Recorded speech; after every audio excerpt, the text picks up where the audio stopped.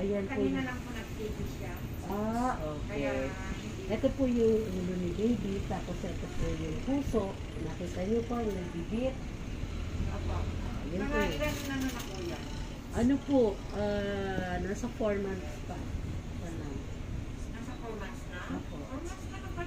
Hindi po, kasi ang sabi niya, tinanong ko siya, nag-PT daw siya nung... Ito po yan o. Base sa sukat niya, 16 weeks and 2 days. Bakit sabi mo nag-negative ka na nag-PT ka nung... Nag-negative mo. Pwede po yun, mami. Pwede yun? Pwede po.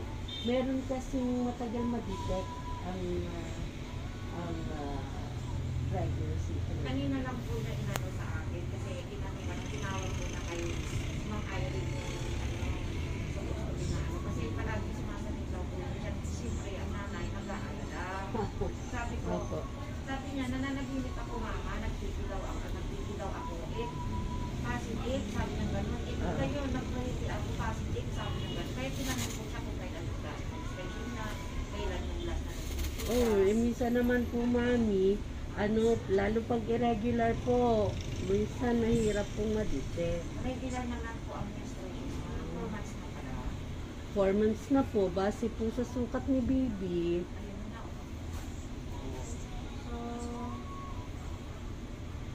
4 months na ngayon. Kailan mo last na September ka, anak?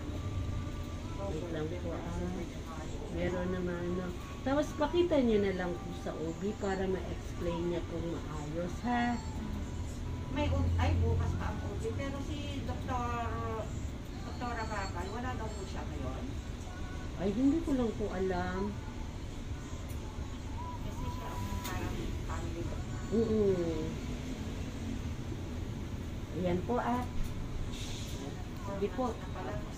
Ay, hindi pa madidetect kung... Gender, medyo mahirap pa po, ha? Sige po, maraming salamat po.